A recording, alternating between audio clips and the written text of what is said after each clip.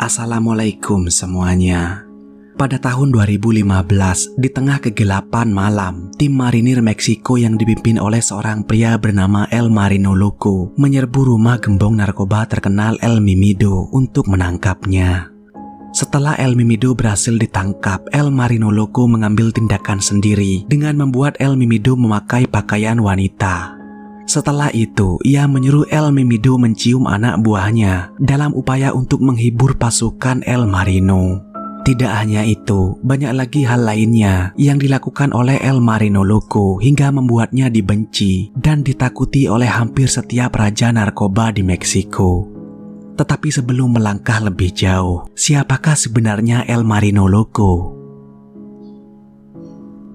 Pria misterius yang bernama Eric Morales Cuevada alias El Marino Loco adalah seorang prajurit infanteri di Angkatan Laut Meksiko yang digambarkan oleh rekan-rekannya sebagai pria berkulit gelap dengan tinggi 5 kaki 7 inci dan memiliki tubuh atletis luar biasa yang tidak pernah dia tunjukkan. Wajahnya selalu memakai hoodie, masker, atau kacamata hitam sehingga matanya pun tidak terlihat, dan dia punya alasan bagus untuk melakukan itu karena banyak gembong narkoba yang mengejarnya. Tapi jangan salah, hal itu tidak membuatnya takut sama sekali. El Marino dan para tim marinir di bawah komandonya bertekad untuk menindak setiap gembong narkoba di negara bagian Tamaulipas dan Nuevo Leon. Bukan hanya menangkap gembong narkoba yang membuat El Marino terkenal, tapi apa yang dia lakukan terhadap para raja narkoba itulah yang benar-benar membuatnya terkenal. Dalam beberapa kesempatan, El Marino membuat gembong narkoba kelas atas berdandan dengan pakaian dalam wanita, dan terkadang dia bertindak lebih jauh dengan membuat mereka melakukan tindakan homoseksual. Tetapi sebelum kalian menganggap tindakan El Marino sebagai tindakan yang tidak bermoral, kalian harus terlebih dahulu mengetahui betapa berbahayanya para kartel tersebut, sehingga kalian akan mengatakan bahwa sebenarnya mereka pantas mendapatkan perlakuan yang diberikan kepadanya oleh El Marino Loco. Kartel GAF. Jika ada satu hal yang perlu kalian ketahui tentang kartel itu adalah fakta bahwa mereka tidak menunjukkan belas kasihan dalam operasi mereka di sekitar Meksiko. Tidak ada yang berani berpapasan dengan orang-orang itu. Mereka memiliki kendali terhadap polisi setempat dan pejabat di daerah yang mereka kuasai. Mereka melakukan apapun yang mereka inginkan, kapanpun mereka mau. Selain mengekspor narkoba ke Amerika Serikat dan Afrika Barat, kartel GAF juga terlibat dalam pencucian uang, pemerasan, penculikan, perdagangan senjata, dan banyak tindakan ilegal lainnya yang menempatkan kartel GAF masuk ke dalam daftar buruan El Marino Loco. Namun ada satu aktivitas tertentu yang dilakukan oleh kartel GAF yang menyebabkan El Marino Loco dan marinir Meksiko lainnya benar-benar memburu mereka. Kartel GAF memulai jaringan prostitusi yang melibatkan penculikan untuk dijadikan sebagai pekerja seks dan perdagangan perempuan di negara itu. Lebih dari 200 anak perempuan hilang di negara bagian tersebut, dan lebih banyak lagi yang digunakan oleh kartel itu sebagai informan. Sehingga tidak mengherankan jika para raja narkoba itu pantas mendapatkan hukuman brutal atas kejahatan mereka. Tapi pertanyaannya adalah siapa yang akan menyelesaikan pekerjaannya? Dan disitulah El Marino Loco pun muncul. Sekitar tahun 2006, serangkaian video dari El Marino mendapat jutaan penayangan di YouTube yang membuatnya menjadi terkenal. Videonya tentang El Marino dan timnya yang mempermalukan gembong narkoba yang telah mereka tangkap, dan ketenaran kecil yang diperoleh El Marino itu datang tepat setelah dia ditugaskan ke kota perbatasan Reynosa. Perintahnya adalah untuk menangkap orang yang dianggap sebagai pemimpin regional kartel GAF, yaitu Julian Loaiza Salinas alias Komandante Toro. El Marino hampir saja menangkap Komandante, namun entah apa yang terjadi, ia malah dipindah tugaskan ke kota Tamaulipas. Hal itu jelas membuat El Marino geram mengingat Komandante adalah salah satu target terbesarnya. Dan meskipun takdir akhirnya menyerahkan Komandante ke tangan El Marino Loco, seperti yang akan kalian ketahui sebentar lagi, sekelompok raja narkoba lainnya yang dia tangani akan berharap mereka tidak pernah dilahirkan daripada harus melakukan hal-hal yang diperintahkan El Marino. El Marino menggerebek rumah mantan wali kota Altamira, Juvenal Hernandez Llano, yang menurut laporan telah bekerja sama dengan kartel GAF. Tetapi ketika sampai di kediaman Llano, El Marino bertemu Llano dan putranya, yang malah mengarahkan El Marino dan timnya ke rumah pemimpin kartel GAF di area tersebut, yaitu Silvestre Haro Rodriguez, atau yang juga dikenal sebagai El Chief. El Chief adalah ikan yang lebih besar untuk ditangkap, sehingga El Marino mengambil umpan tersebut. Sesampainya di sana, El Chief sendiri tidak ada di rumah, dan El Marino bukan tipe orang yang pergi begitu saja dengan tangan kosong. Sehingga dia menggeledah rumah El Chief, menghancurkan barang-barang berharganya, bahkan ia mencuri abu mendiang ayah El Chief dan juga merusak fotonya. Sebenarnya, El Marino bisa saja pergi tanpa melakukan hal-hal itu, tetapi dia tetap melakukannya, dan yang lebih buruk lagi, dalam perjalanan keluar dari rumah El Chief, dia bertemu 3 anak buah El Chief yang dia pukuli hingga babak belur, dalam upaya untuk mendapatkan lokasi sebenarnya dari El Chief. Sepertinya El Marino tahu cara mendapatkan jawaban dari para Sicario itu, karena tak lama kemudian El Chief akhirnya ditangkap di sebuah rumah sakit di Tampico, dan saudaranya Marco Antonio Rodriguez juga ditangkap beberapa hari kemudian. Setelah itu, El Marino kembali melakukan tindakan penghinaannya terhadap El Mimido, seorang gembong narkoba di bawah naungan kartel GAF. Disinilah menjadi jelas bahwa El Marino tidak peduli seberapa tangguh atau kuat seorang gembong narkoba. Yang dia pikirkan hanyalah bagaimana caranya agar sebelum para penjahat itu sampai ke neraka, mereka harus ditangkap dan diserahkan ke polisi Meksiko terlebih dahulu untuk diambil tindakan hukum.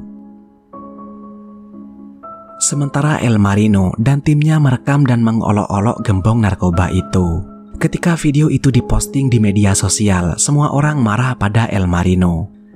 Semua pemimpin kartel, masyarakat, dan bahkan tentara Meksiko juga geram dengan apa yang dilakukan El Marino.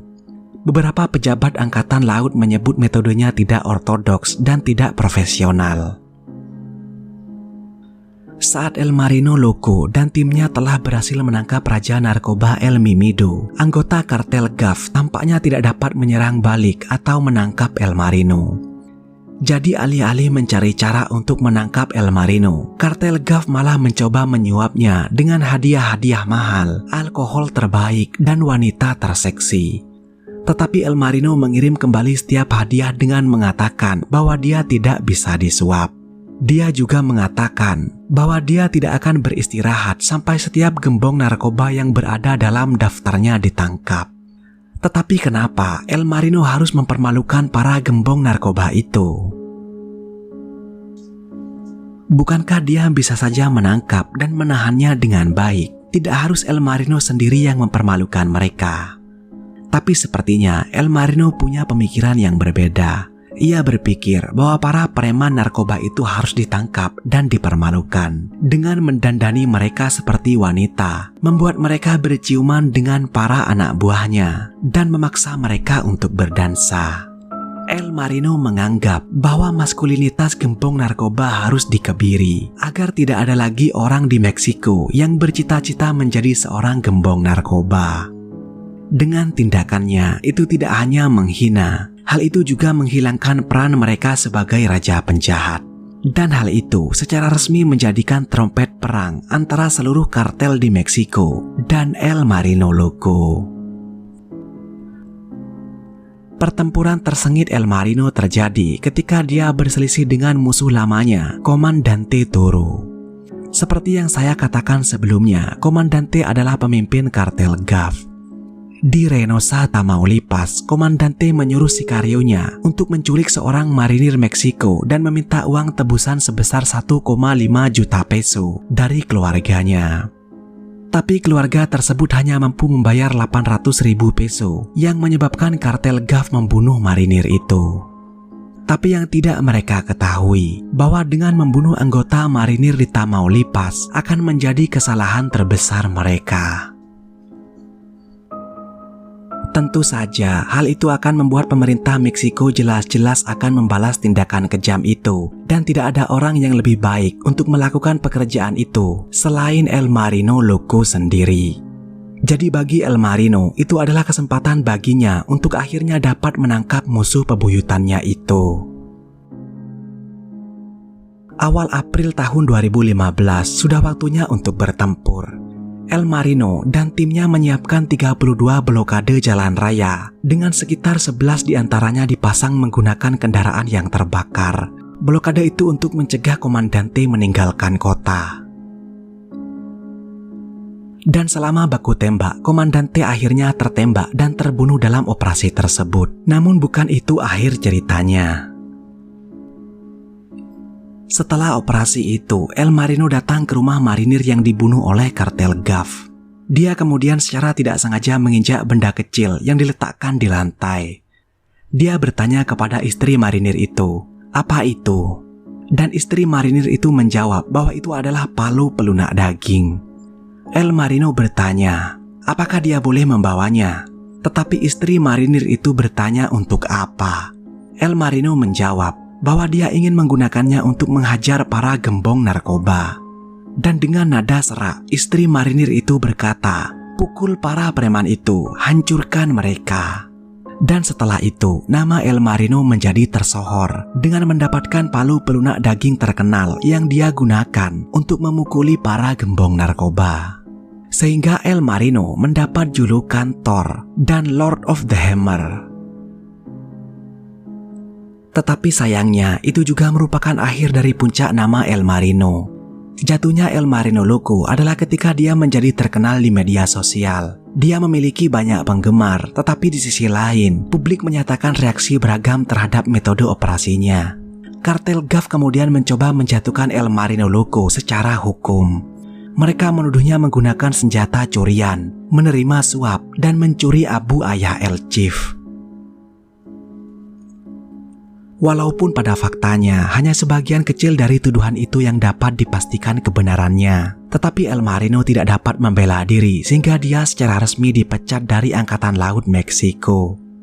Tetapi yang harus kalian tahu bahwa orang seperti El Marino tidak akan berhenti begitu saja dengan begitu mudahnya.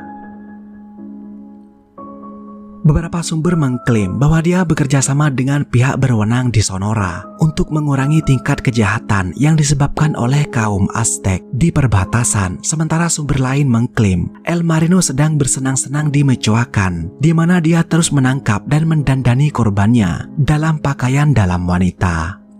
Dan itu sangat masuk akal karena pihak berwenang Meksiko telah melaporkan beberapa kasus di mana penjahat di Michoacan benar-benar terlihat diborgol dalam pakaian dalam wanita.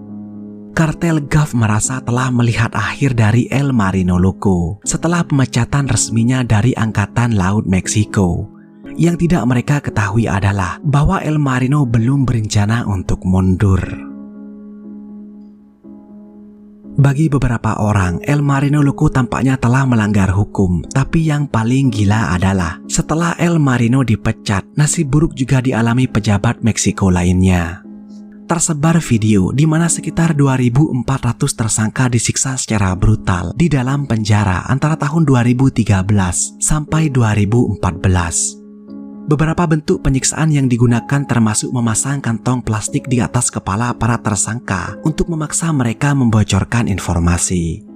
Dalam salah satu kasus yang lebih mengerikan, sebuah video bocor ke situs Amerika Serikat di mana video itu menunjukkan seorang agen polisi federal dan seorang petugas polisi militer menginterogasi dengan cara menyiksa seorang wanita dengan tas plastik di kepalanya. Dan perlu diingat bahwa mereka melakukan itu tanpa konfirmasi bahwa wanita itu bersalah atau tidak. Pertanyaan sebenarnya adalah, rekaman-rekaman yang bocor itu memunculkan lebih banyak kritik terhadap metode El Marino Loco yang tidak lazim dalam menangani penjahat bahkan setelah dia dipecat dari Angkatan Laut. Tetapi kenapa hanya El Marino saja yang dipecat secara tidak hormat? Sebagai bentuk tanggapan kepada publik, El Marino menyetujui wawancara pada tahun 2021, di mana dia mengatakan pesan terakhir yang saya terjemahkan sebagai berikut. Saya sudah berada di Sonora bersama dengan teman. Saya tidak sedang berada di kubu penjahat, dan kita juga tidak memiliki catatan kriminal apapun. Kami di sini adalah mantan militer yang terlatih dan siap untuk apapun. Kita juga tidak merugikan siapapun. Syukurlah kami datang dari selatan dan kami sudah meredakan pergolakan di sana. Sekarang giliran di utara dan tengah, dan kalian tidak perlu khawatir. Karena walaupun tanpa dukungan pemerintah Meksiko, cepat atau lambat, para gembong narkoba itu akan mendapatkan apa yang pantas mereka dapatkan.